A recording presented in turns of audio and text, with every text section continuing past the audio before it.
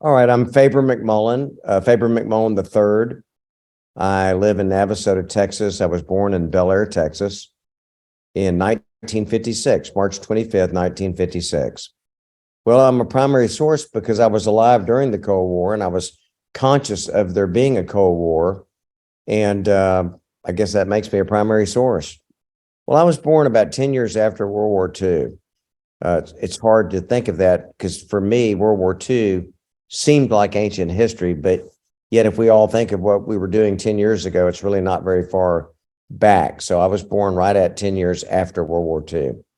Well, I think for students, you guys watching this need to realize that things that seem to be, you hear about them as ancient history, really were probably pretty recent in terms of your life. You'll see as you get older, 10 years just seems like nothing. Right now it might, but there will come a day when you just think, I remember 10 years like it was yesterday, 10 years ago. So I think that's how it's relative to their lives. My dad was a medical doctor. He was a heart doctor and an internal medicine doctor. He had two specialties. I remember before he went to medical school, we kind of were, I wouldn't say poor, but compared to people nowadays, we would have been considered poor. We lived in a small 2-bedroom house. My sisters and I, two sisters, lived in one room, my parents in the other bedroom, and all of the clothes that we owned, my sisters and I took up about half of a closet that was about 4 feet wide. So we didn't own very much. We might have had a couple of shirts each, a couple of pairs of pants, and I think we were probably average, pretty typical of an average family. Well, I think clothes now are probably cheaper to make. They ended up making them overseas, and people just have more things now. I mean, I have to say, I didn't know at that age when I was a little boy, I didn't know anybody that has the material things that I have now. And there are many, many people I know now that live like I do. I mean, I just didn't know anybody. We hardly knew anybody that had air conditioning in their home, even in Houston, Texas. Well, we first got an air conditioner when I was about 4 or 5. We got a window unit that was in our little bitty house. We had a 2-bedroom home, like I said, and my dad had a study where he would study for medical exams before he was a doctor, and we would go in there to get cool.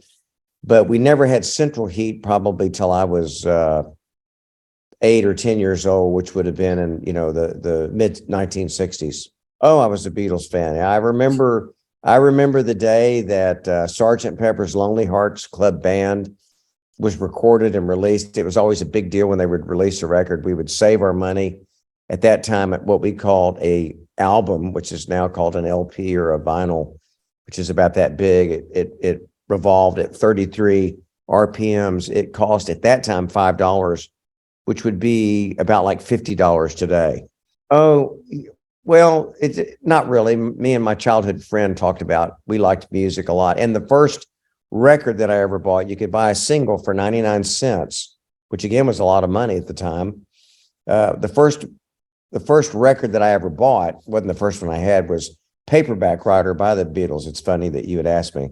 When I was little, I had a little phonograph and I had different colored records. And I remember This Old Man, he played one, he played Knick Knack on my drum, is probably the first record I ever owned.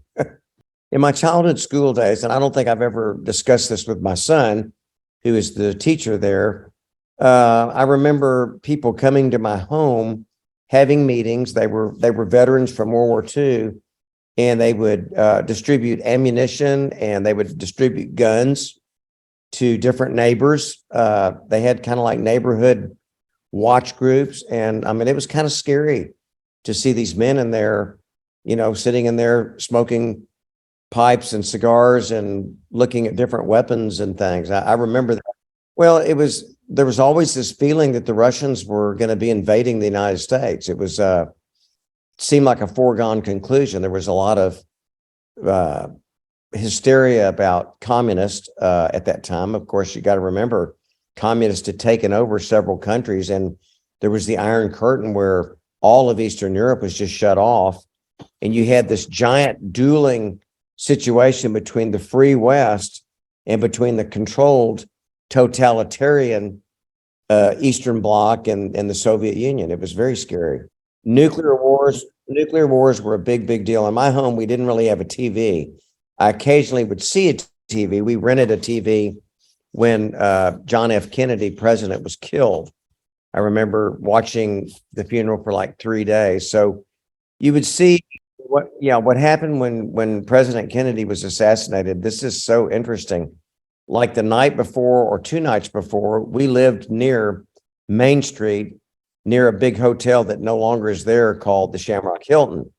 And we lived close enough to Rice Stadium where I could hear people cheering and yelling.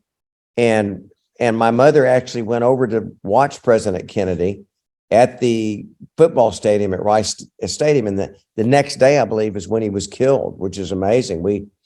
My mother was there watching him, saw her with her own eyes, came home, told us all about President Kennedy. And then it was either that next day or the day after that. I was at school and the teacher came in with a very somber look and said, it was sometime in the late morning, and she said, "The president has been shot.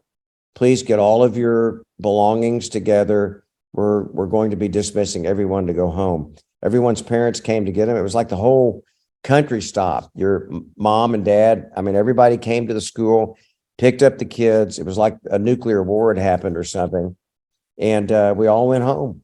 Oh, there was all kinds of wondering about who did it, but you got to realize that society was much more innocent minded then.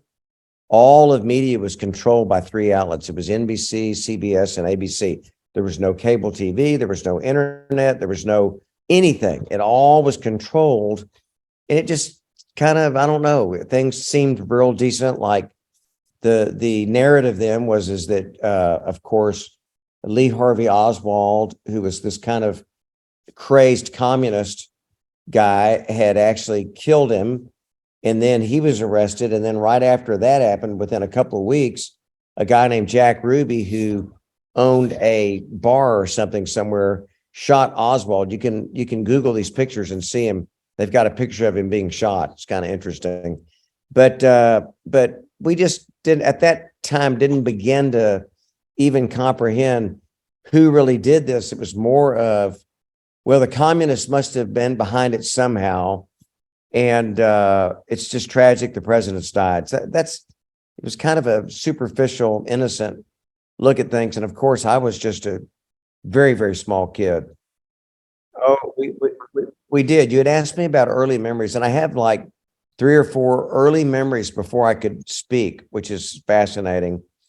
They're not anything that the kids, you students would maybe be interested in. I remembered, but I'll tell a couple. I remember riding in an old 1950s car in downtown Houston and looking and seeing a little flame, a short started under the dashboard where I was sitting down. There were no child seats back then. We just rode in the car, and I was not able to tell my mother there was a fire because I couldn't speak yet, which is kind of fascinating. And then Hurricane Carla happened. I think my mother just pulled over and put it out, just swatted it out. I pointed, screamed, she looked, saw the fire, and it was all over in about 10 seconds. But you asked about memories, and that was well, I remember a memory of my dad. Again, he was a student who became a doctor. He was out in the yard breaking up the concrete drive we had and getting ready to pour a big cement drive, which he was very proud of. And I saw these chamber pots. They look like you imagine a big bomb, a cherry bomb with little lights on them. There was no LED lights in that time. It was all flames burning on coal oil, I believe. That was a memory that I had.